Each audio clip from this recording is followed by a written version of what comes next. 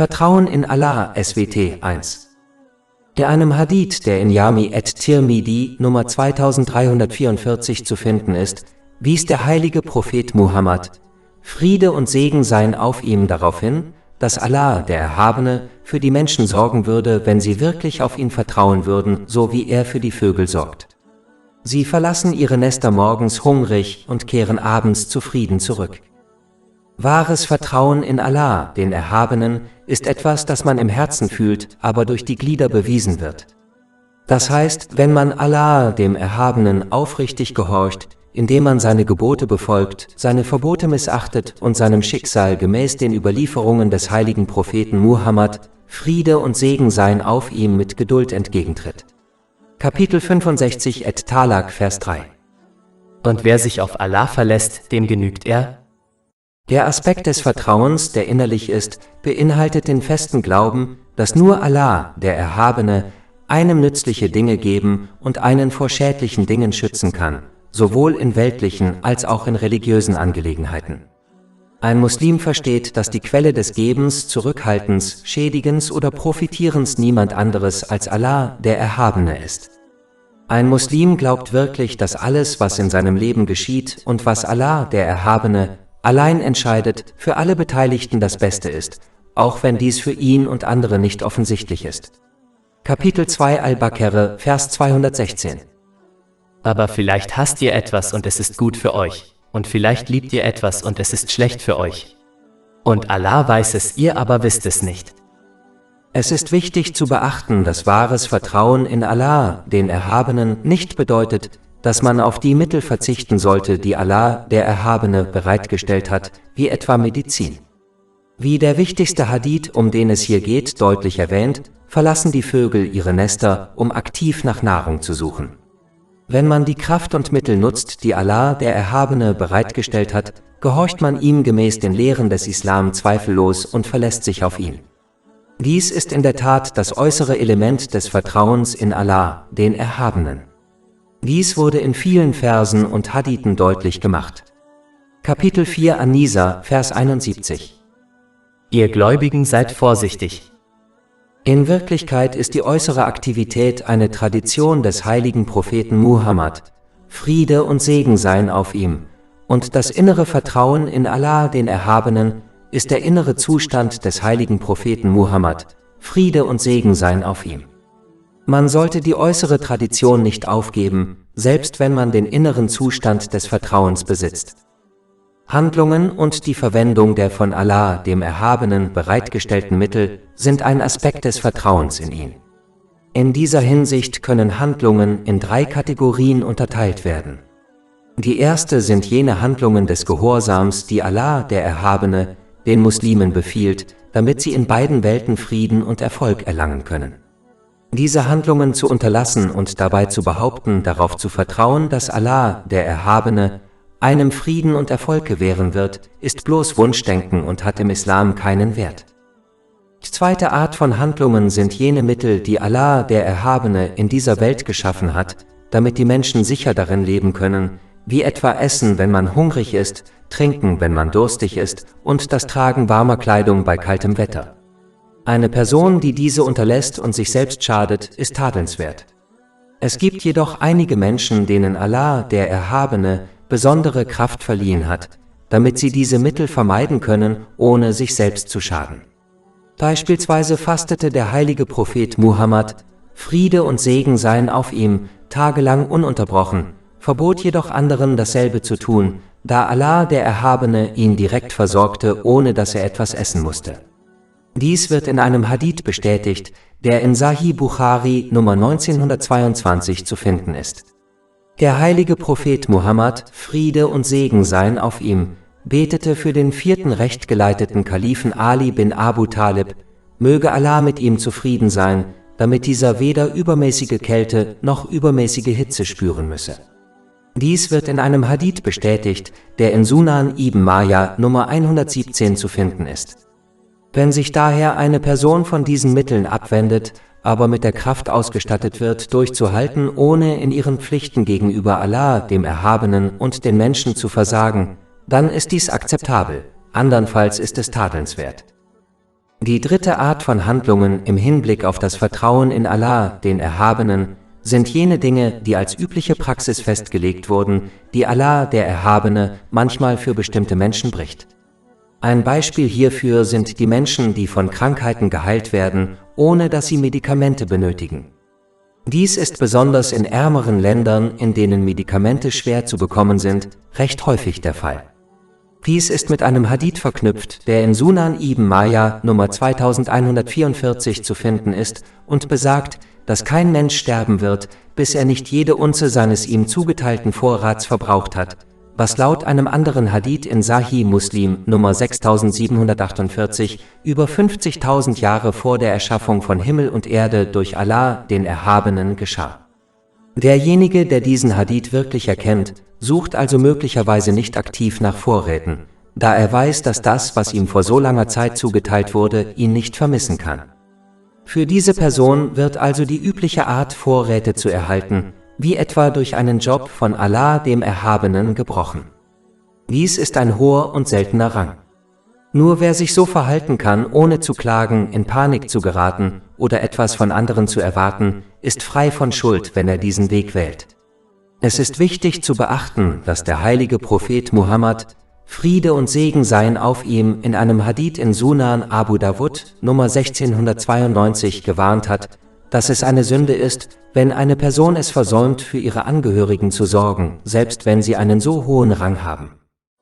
Es ist jedoch wichtig anzumerken, dass es gemäß den Lehren des Islam weitaus besser ist, die Mittel zu nutzen, die einem gewährt wurden, als sie aufzugeben, da nichts dem Weg des heiligen Propheten Muhammad, Friede und Segen seien auf ihm, überlegen ist. Kapitel 3 Ali Imran, Vers 31. Spricht der Prophet Muhammad, Friede und Segen seien auf ihm: Wenn ihr Allah liebt, dann folgt mir, so wird Allah euch lieben und euch eure Sünden vergeben. Echtes Vertrauen in Allah, den Erhabenen, führt dazu, mit dem Schicksal zufrieden zu sein. Das bedeutet, was auch immer Allah, der Erhabene, für einen auswählt, akzeptiert man ohne zu klagen und ohne zu wünschen, dass sich etwas ändert, da man fest darauf vertraut, dass Allah, der Erhabene, nur das Beste für seine Diener auswählt. Kapitel 2 Al-Baqarah, Vers 216. Aber vielleicht hasst ihr etwas und es ist gut für euch, und vielleicht liebt ihr etwas und es ist schlecht für euch. Und Allah weiß es, ihr aber wisst es nicht. Zusammenfassend lässt sich sagen, dass es das Beste ist, den Traditionen des heiligen Propheten Muhammad, Friede und Segen seien auf ihm, zu folgen, indem man die rechtmäßigen Mittel nutzt, die einem gemäß den Lehren des Islam gewährt werden, und fest daran glaubt, dass sie von Allah, dem Erhabenen, stammen, und innerlich darauf vertraut, dass nur das geschieht, was Allah, der Erhabene, entscheidet, was zweifellos die beste Wahl für jede betroffene Person ist, ob sie dies nun beobachtet und erkennt oder nicht.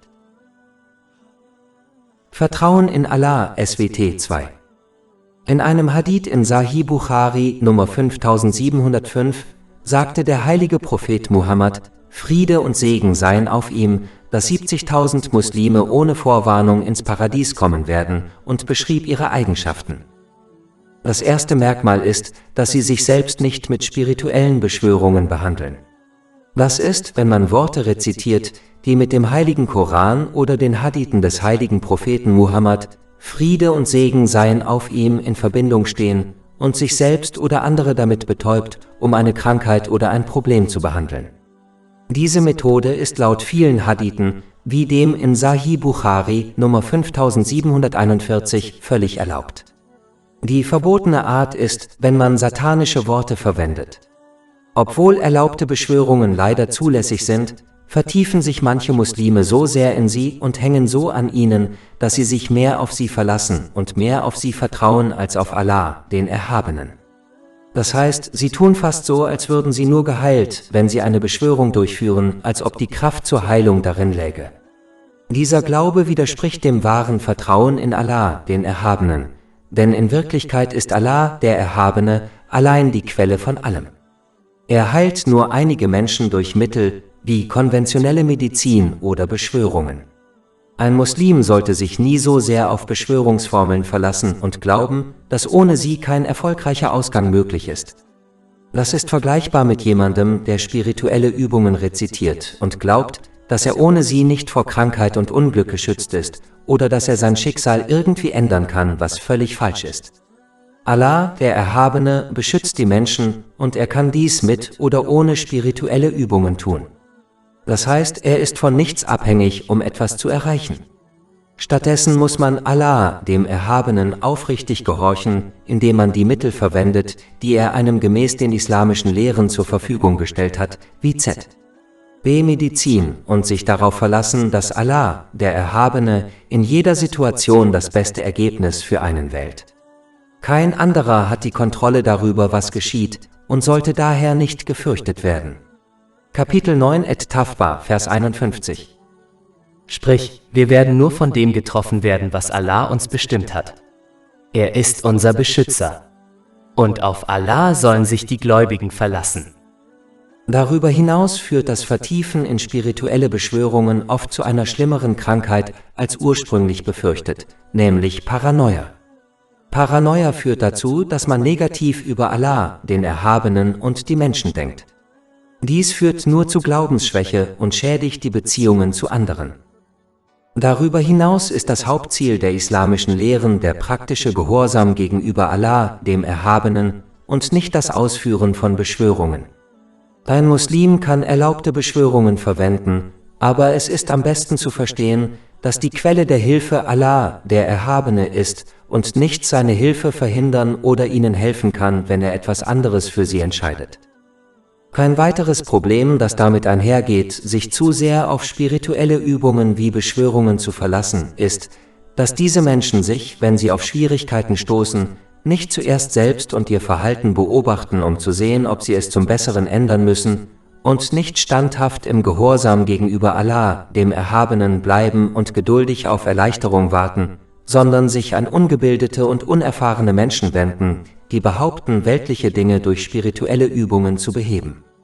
Wie bereits erwähnt, führen diese Menschen nur dazu, dass ein Muslim eine Krankheit annimmt, die weitaus schlimmer ist als sein ursprüngliches Problem, nämlich Paranoia. Sie überzeugen Muslime, dass ihre Probleme entweder von übernatürlichen Wesen wie Dschinns oder von schwarzer Magie verursacht wurden, die jemand gegen sie eingesetzt hat. Obwohl Dschinns existieren, ist es sehr selten, dass sie Menschen in ihren weltlichen Angelegenheiten beeinflussen. Dies führt dazu, dass Muslime wegen Kleinigkeiten schwer paranoid und abergläubisch werden, und es führt sogar dazu, dass sie ihren Freunden und Verwandten gegenüber misstrauisch werden. Dies führt nur zu Feindseligkeit und zerrütteten Beziehungen. Für Muslime ist es wichtig, ihren Glauben zu stärken, indem sie islamisches Wissen erlangen und danach handeln. Dadurch vermeiden sie, sich an solch dumme Leute zu wenden, die nicht einmal ihre eigenen Probleme lösen können, ganz zu schweigen von den Problemen anderer. Ein starker Glaube verhindert, dass sie von Paranoia erfasst werden, da sie sich voll und ganz auf Allah, den Erhabenen, verlassen können. Ein starker Glaube lässt einen Muslim verstehen, dass er, selbst wenn die gesamte Schöpfung ihm schaden wollte, dies nicht tun könnte, es sei denn Allah, der Erhabene, erlaubt es. Ebenso könnte die gesamte Schöpfung ihm nichts nützen, es sei denn Allah, der Erhabene, will es. Und jeder Fall und jede Situation geschieht nur nach einem festgelegten und unabänderlichen Plan, nämlich dem Schicksal. Dies wird in allen islamischen Lehren empfohlen, beispielsweise in dem weitreichenden Hadith in Jami at-Tirmidhi, Nummer 2516. Und schließlich verleitet einen das Vertiefen in spirituelle Übungen, die nicht in den Lehren des Islam verwurzelt sind, auch dazu, die Schatzkammer Allahs des Erhabenen wie ein Geschäft zu behandeln, indem man weltliche Dinge von Allah dem Erhabenen im Austausch für einige spirituelle Übungen kauft. Dies ist eine höchst respektlose und unaufrichtige Haltung, da der heilige Koran und die Traditionen des heiligen Propheten Muhammad, Friede und Segen seien auf ihm, keine Kreditkarten sind, mit denen man weltliche Dinge wie ein Kind oder ein Visum kaufen kann. Man muss stattdessen seinen Platz kennen und sich wie ein aufrichtiger Diener Allahs des Erhabenen verhalten und nicht wie ein Kunde. Man sollte ihm aufrichtig gehorchen, indem man die Segnungen, die er einem gewährt hat, auf eine Weise nutzt, die ihm gefällt. Es ist erlaubt, Allah, den Erhabenen, um erlaubte weltliche Dinge zu bitten, und zwar auf eine Art und Weise, die im heiligen Koran und in den Überlieferungen des heiligen Propheten Muhammad, Friede und Segen seien auf ihm, empfohlen wird. Andere Wege müssen jedoch vermieden werden, da dies zum Missbrauch der beiden Quellen der Führung und zu einer kundenorientierten Haltung gegenüber Allah, dem Erhabenen, führt. Zusammenfassend lässt sich sagen, dass ein Muslim das Hauptziel der islamischen Lehren erreichen sollte, indem er die Gebote Allahs des Erhabenen befolgt, sich von seinen Verboten fernhält und seinem Schicksal gemäß den Überlieferungen des heiligen Propheten Muhammad, Friede und Segen seien auf ihm, mit Geduld entgegentritt und sich dann auf Allah des Erhabenen verlässt, dass er ihm in allen Situationen beisteht. Das nächste im besprochenen Haupthadith erwähnte Merkmal ist, dass diese Muslime nicht an Omen glauben oder sich von ihnen beeinflussen lassen.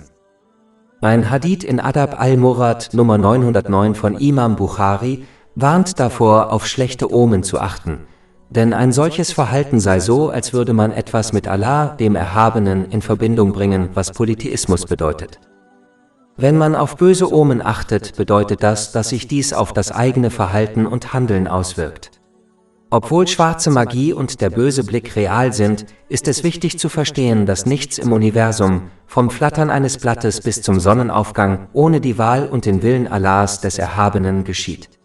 Daher sollte ein Muslim standhaft bleiben, indem er sich nicht um böse Omen kümmert oder Hexen und Zauberer fürchtet, da sie nichts verursachen können, was Allah, der Erhabene, nicht gewollt hat.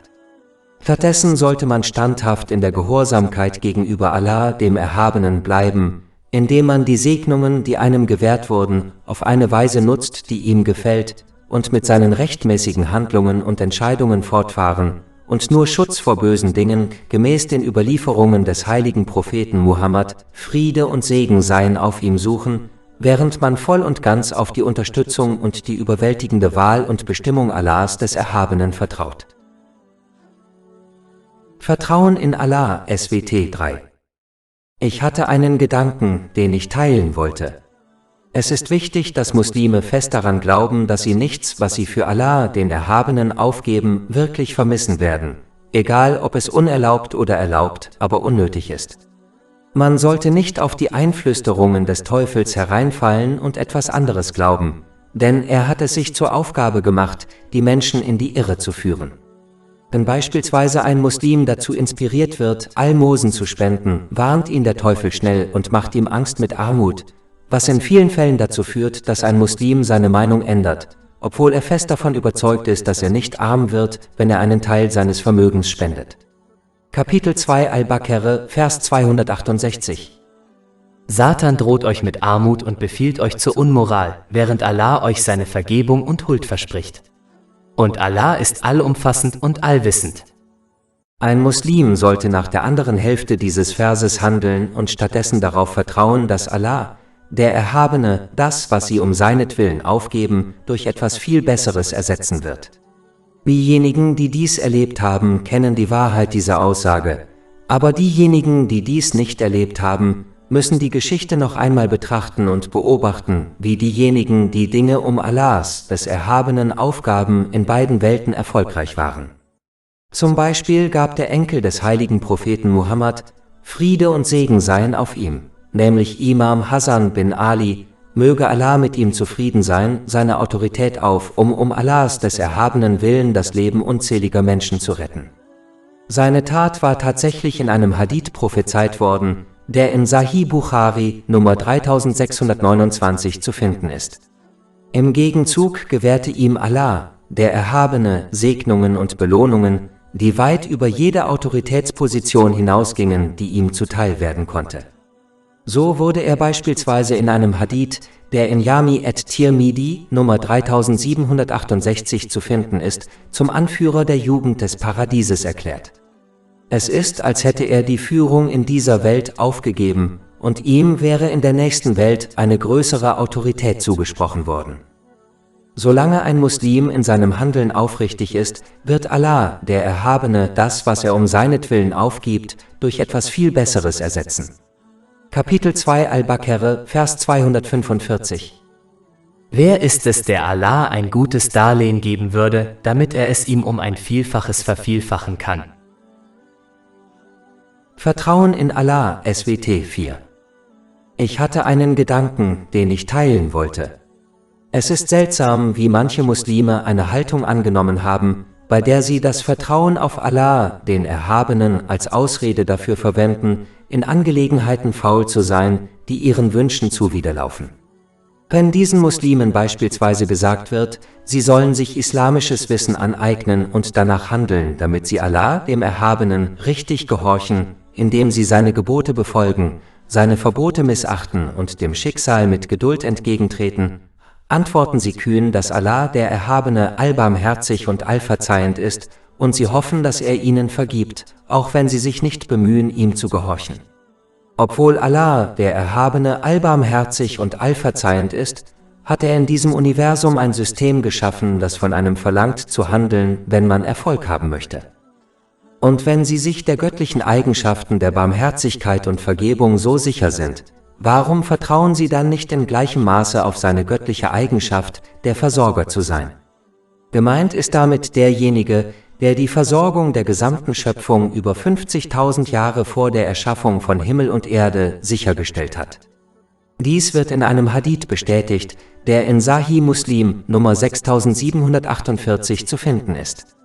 Warum entspannen Sie sich nicht zu Hause, ohne Sozialleistungen zu beantragen oder durch Arbeit Geld zu verdienen, um Ihren Unterhalt zu erhalten, und verlassen sich einfach auf Allah, den Erhabenen, der für Sie sorgt, so wie Sie auf seine Vergebung vertrauen, ohne danach zu streben? Diese Rosinenpickerei beweist Ihre Faulheit und Ihre wirklich falsche Absicht. Sie verlassen sich überhaupt nicht auf Allah, den Erhabenen. Diese Einstellung muss sich ändern, bevor die eigene Zeit gekommen ist, damit man stattdessen Allah, dem Erhabenen, aktiv gehorcht und innerlich auf seine Vergebung und Barmherzigkeit vertraut. Nur dann wird ein Muslim in beiden Welten wahren Erfolg haben. Vertrauen in Allah SWT 5. Ich hatte einen Gedanken, den ich teilen wollte. Ich dachte über ein weit verbreitetes Problem unter Muslimen nach. Wenn manche in Schwierigkeiten geraten, wenden sie sich, anstatt zunächst sich selbst und ihr Verhalten zu beobachten, um zu beurteilen, ob sie sich zum Besseren ändern müssen, und in der Gehorsamkeit gegenüber Allah, dem Erhabenen, standhaft zu bleiben und geduldig auf Erleichterung zu warten, stattdessen an ungebildete und unerfahrene Menschen, die behaupten, weltliche Dinge mit spirituellen Mitteln zu lösen. Diese Menschen bringen einen Muslim nur dazu, eine Krankheit anzunehmen, die viel schlimmer ist als sein ursprüngliches Problem, nämlich Paranoia. Diese Menschen überzeugen Muslime, dass ihre Probleme entweder von übernatürlichen Wesen wie Dschinns verursacht wurden oder von schwarzer Magie, die jemand gegen sie eingesetzt hat. Obwohl Dschinns existieren, kommt es sehr selten vor, dass sie Menschen in ihren weltlichen Angelegenheiten beeinflussen. Dieser falsche Rat führt dazu, dass Muslime wegen Kleinigkeiten schwer paranoid und abergläubisch werden und sogar ihren Freunden und Verwandten gegenüber misstrauisch werden. Dies führt nur zu Feindseligkeit und zerrütteten Beziehungen. Diese Haltung schadet außerdem dem Glauben an Allah, den Erhabenen, da den Betroffenen häufig Dinge geraten werden, die im heiligen Koran oder in den Überlieferungen des heiligen Propheten Muhammad, Friede und Segen seien auf ihm, nicht empfohlen werden. Für Muslime ist es wichtig, ihren Glauben zu stärken, indem sie islamisches Wissen erlangen und danach handeln. Dadurch vermeiden sie, sich an solche dummen Leute zu wenden, die nicht einmal ihre eigenen Probleme lösen können, geschweige denn die Probleme anderer. Ein starker Glaube verhindert, dass sie von Paranoia erfasst werden, da sie sich in allen Situationen voll und ganz auf Allah, den Erhabenen, verlassen können. Ein starker Glaube ermöglicht es einem Muslim zu verstehen, dass er, selbst wenn die gesamte Schöpfung ihm schaden wollte, dies nicht tun könnte, es sei denn Allah, der Erhabene, erlaubt es. Ebenso kann die gesamte Schöpfung ihm nicht nützen, es sei denn Allah, der Erhabene, will es. Und jeder Fall und jede Situation geschieht nur nach einem festgelegten und unabänderlichen Plan, nämlich dem Schicksal. Dies wird im gesamten heiligen Koran und in den Hadithen des heiligen Propheten Muhammad, Friede und Segen seien auf ihm, empfohlen, wie zum Beispiel im weitreichenden Hadith in Jami at-Tirmidhi Nummer 2516.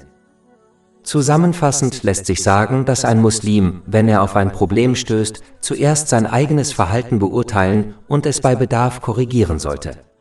Anschließend sollte er Allah, dem Erhabenen, gehorsam bleiben, indem er seine Gebote befolgt, seine Verbote missachtet und seinem Schicksal mit Geduld entgegensieht. Außerdem sollte er weitere Probleme in Form von Paranoia vermeiden, indem er Menschen meidet, die behaupten, weltliche Probleme auf spirituelle Weise zu lösen. Vertrauen in Allah, SWT 6. Ich hatte einen Gedanken, den ich teilen wollte. Muslime fragen sich oft, wie sie ihr Vertrauen in Allah, den Erhabenen, aufbauen und stärken können, insbesondere in schwierigen Zeiten. Eine der wichtigsten Möglichkeiten, dies zu tun, ist der aufrichtige Gehorsam gegenüber Allah, dem Erhabenen, indem man seine Gebote befolgt, seine Verbote missachtet und dem Schicksal mit Geduld entgegentritt. Denn wer Allah, dem Erhabenen, ungehorsam ist, wird immer glauben, dass Allah, der Erhabene, ihm nicht helfen wird, was wiederum sein Vertrauen in ihn schwächt. Der gehorsame Muslim hingegen wird fest daran glauben, dass Allah, der Erhabene, ihm in der Not definitiv antworten wird, wenn er seine Pflichten erfüllt hat, was wiederum sein Vertrauen in Allah, den Erhabenen, stärkt. Darüber hinaus weist ein Hadith in Sahih Bukhari Nummer 7405 darauf hin, dass Allah, der Erhabene, einer Person entsprechend ihrer Wahrnehmung von ihm antwortet.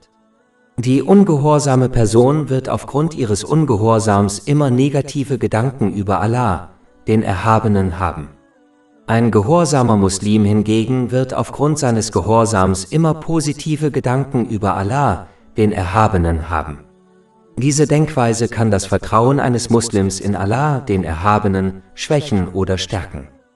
Der gehorsame Muslim vertraut darauf, dass sein Geschäftspartner dasselbe tun wird, wenn er seinen Teil eines Geschäftsvertrags erfüllt. Ebenso vertraut ein gehorsamer Muslim darauf, dass Allah, der Erhabene, seine Versprechen erfüllen wird, indem er ihm durch die Gnade Allahs, des Erhabenen, sein ganzes Leben lang beisteht, insbesondere in schwierigen Zeiten. Derjenige hingegen, der seinen Teil eines Geschäftsvertrags nicht erfüllt, würde nicht darauf vertrauen oder hoffen, dass sein Geschäftspartner seinen Teil erfüllt. Ebenso würde ein ungehorsamer Mensch nicht darauf vertrauen, dass Allah, der Erhabene, ihm beistehen würde, wenn er seinen Pflichten nicht nachkommt.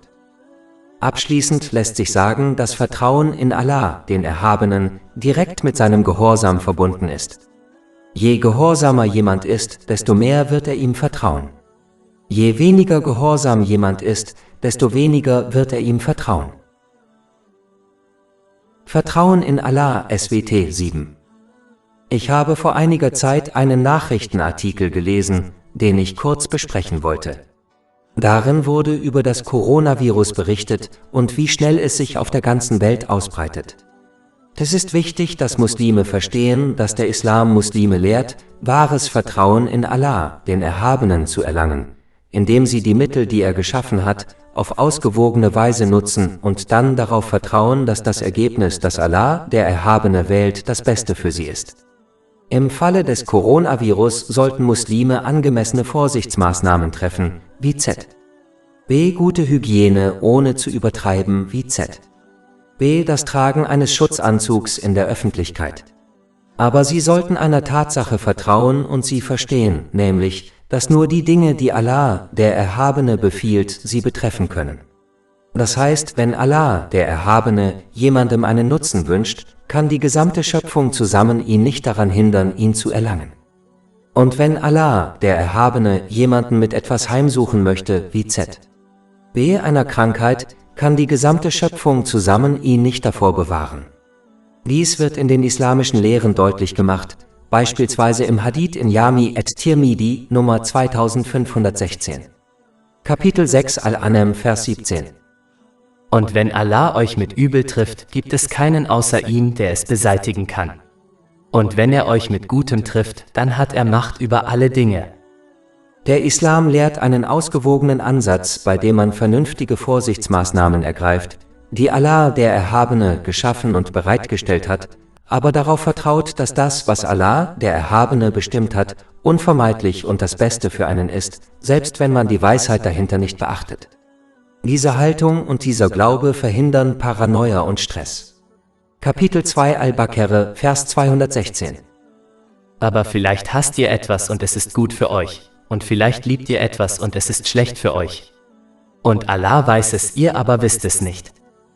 Darüber hinaus sollte die schnelle Verbreitung dieses Virus die Muslime dazu ermutigen, vor Allah dem Erhabenen aufrichtig Buße zu tun und sich um seinen Gehorsam zu bemühen, indem sie seine Gebote befolgen, seine Verbote meiden und ihrem Schicksal gemäß den Überlieferungen des heiligen Propheten Muhammad, Friede und Segen seien auf ihm, mit Geduld entgegentreten. Und sie sollten insbesondere ihrer Pflicht nachkommen, nach Maßgabe ihres Wissens gütig das Gute zu gebieten und das Böse zu verbieten.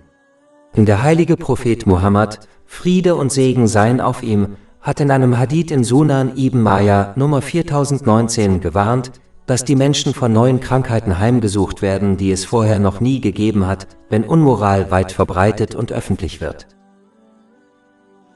Vertrauen in Allah, SWT 8. Ich habe vor einiger Zeit einen Zeitungsartikel gelesen, den ich kurz besprechen wollte. Darin wurde über die verschiedenen Aspekte des Universums berichtet, wie die Sonne, Planeten und andere Dinge. Zu einem bestimmten Zeitpunkt in der Geschichte schien die Erde das einzig Bedeutende im Universum zu sein. Doch im Laufe der Zeit und durch wissenschaftliche Fortschritte wurde entdeckt, dass die Erde in Wirklichkeit nur ein Tropfen in einem riesigen Ozean ist, nämlich dem Universum. Es ist wichtig für Muslime, diese wissenschaftlichen Lehren zu verstehen, da sie einen dazu inspirieren, gute Eigenschaften anzunehmen, wie zum Beispiel Vertrauen in die unendliche Macht Allahs des Erhabenen. Wenn ein Muslim Schwierigkeiten hat und die Hilfe Allahs des Erhabenen in Frage stellt, sollte er über die Größe des Universums nachdenken und darüber, wie viele Lebewesen darin existieren. Die Erde ist ein einzelner Planet in einem Sonnensystem, das aus vielen Planeten und einem Stern besteht. Viele Sonnensysteme bilden eine Galaxie. Viele Galaxien bilden das Universum. Ein Muslim glaubt fest daran, dass all diese Dinge von Allah, dem Erhabenen, ohne Partner oder Hilfe erschaffen wurden und erhalten werden. Wenn ein Muslim gründlich darüber nachdenkt, sollte er erkennen, dass wenn Allah, der Erhabene, das gesamte Universum erhalten kann, ohne dass etwas verloren geht oder aus dem Gleichgewicht gerät, er sich auch um ihre Probleme und Schwierigkeiten kümmern kann. Die Versorgung ist etwas, worüber sich die Menschen oft Sorgen machen, und in manchen Fällen treibt dieser Stress sie sogar dazu, sich aus illegalen Quellen zu versorgen. Wann immer ein Muslim diesem Stress ausgesetzt ist, sollte er über das Universum und die unzähligen Schöpfungen nachdenken, für die Allah, der Erhabene, kontinuierlich sorgt. Wenn er dies tut, warum sollte man dann vermuten, dass er nicht für eine Person sorgt, die nur wenige Dinge zum Überleben braucht? Wenn man bei Schwierigkeiten einen Schritt zurücktritt und diese Fakten bewertet, ist dies eine hervorragende Möglichkeit, Stress abzubauen und das eigene Vertrauen in Allah, den Erhabenen, zu stärken. Lehren finden sich im heiligen Koran und in den Überlieferungen des heiligen Propheten Muhammad, Friede und Segen seien auf ihm, wie zum Beispiel das Versprechen Allahs des Erhabenen, die Schöpfung kontinuierlich zu versorgen. Kapitel 29 Al-Ankabut, Vers 60. Und wie viele Geschöpfe tragen ihre eigene Versorgung nicht bei sich? Allah sorgt für sie und für euch. Doch die Wahrheit dieser Lehren findet sich auch in der Schöpfung, wie etwa im Universum. Kapitel 3 Eli Imran, Vers 190. Wahrlich, in der Erschaffung der Himmel und der Erde und im Wechsel von Nacht und Tag liegen Zeichen für die Verständigen. Daher ist es für Muslime wichtig, zunächst die Lehren der Heiligen Schriften zu lernen und danach zu handeln und dann über die Schöpfung nachzudenken. Dies wird zur Stärkung des eigenen Glaubens führen, was auch die Stärkung des eigenen Vertrauens in Allah, den Erhabenen, einschließt. Vertrauen in Allah, SWT 9. Der heilige Prophet Muhammad, Friede und Segen seien auf ihm, wies in einem Hadith in Jami at-Tirmidhi Nummer 2516 auf die unendliche und absolute Macht und Autorität Allahs des Erhabenen hin. Dieser Hadith weist darauf hin, dass die gesamte Schöpfung einem Menschen nicht nützen kann, wenn Allah, der Erhabene, dies nicht wünscht. Ebenso könnte die gesamte Schöpfung zusammen niemandem schaden, wenn Allah, der Erhabene, dies nicht wünscht. Dies bedeutet, dass im Universum nur das geschieht, was Allah, der Erhabene, entscheidet. Es ist wichtig zu beachten, dass dieser Rat nicht bedeutet, dass man auf die Verwendung von Mitteln wie Medikamenten verzichten sollte, sondern dass man die Mittel verwenden kann, da sie von niemand anderem als Allah, dem Erhabenen, geschaffen wurden. Man muss jedoch verstehen, dass Allah, der Erhabene, der Einzige ist, der über den Ausgang aller Dinge entscheidet. Beispielsweise gibt es viele Kranke, die Medikamente nehmen und von ihrer Krankheit genesen. Aber es gibt auch andere, die Medikamente nehmen und nicht genesen. Dies weist darauf hin, dass ein anderer Faktor über das Endergebnis entscheidet, nämlich der Wille Allahs, des Erhabenen. Kapitel 9 Et-Tawba, Vers 51. Sprich, wir werden niemals geschlagen werden, außer durch das, was Allah uns bestimmt hat. Wer das versteht, weiß, dass alles, was ihn betraf, nicht hätte vermieden werden können. Und dass die Dinge, die ihm fehlten, nie hätten erreicht werden können. Es ist wichtig zu beachten, dass man, egal wie das Endergebnis ausfällt, geduldig bleiben und aufrichtig glauben sollte, dass Allah, der Erhabene, das Beste für einen Menschen gewählt hat, auch wenn man die Weisheit hinter dem Ergebnis nicht erkennt, auch wenn man es nicht möchte. Kapitel 2 Al-Baqarah, Vers 216. Aber vielleicht hasst ihr etwas und es ist gut für euch, und vielleicht liebt ihr etwas und es ist schlecht für euch. Und Allah weiß es, ihr aber wisst es nicht. Wenn man diese Wahrheit wirklich versteht, hört man auf, sich auf die Schöpfung zu verlassen, da man weiß, dass diese einem weder Schaden noch Nutzen bringen kann. Stattdessen wendet man sich Allah, dem Erhabenen, zu und sucht seine Unterstützung und seinen Schutz durch aufrichtigen Gehorsam, indem man seine Gebote befolgt, seine Verbote ignoriert und seinem Schicksal mit Geduld entgegentritt. Dies führt einen Muslim dazu, auf Allah, den Erhabenen, zu vertrauen. Es ermutigt einen auch, nur Allah, den Erhabenen, zu fürchten, da man weiß, dass die Schöpfung einem ohne den Willen Allahs, des Erhabenen, nicht schaden kann. Zu erkennen, dass alle Dinge, die im eigenen Leben und im Universum geschehen, von Allah, dem Erhabenen, stammen, ist Teil des Verständnisses der Einheit Allahs, des Erhabenen. Dies ist ein Thema, das kein Ende hat und über den oberflächlichen Glauben hinausgeht, dass es niemanden gibt, der Anbetung würdig ist außer Allah, dem Erhabenen. Wenn dies im Herzen verankert ist, dann hoffen sie nur auf Allah, den Erhabenen, und wissen, dass er der Einzige ist, der ihnen helfen kann. Sie werden sich nur Allah, dem Erhabenen, in allen Aspekten ihres Lebens unterwerfen und gehorchen. In Wirklichkeit gehorcht eine Person einem anderen nur, um Schutz vor Schaden zu erhalten oder einen Nutzen zu erlangen. Nur Allah, der Erhabene, kann dies gewähren. Daher verdient nur er, dass man ihm gehorcht und ihn anbetet.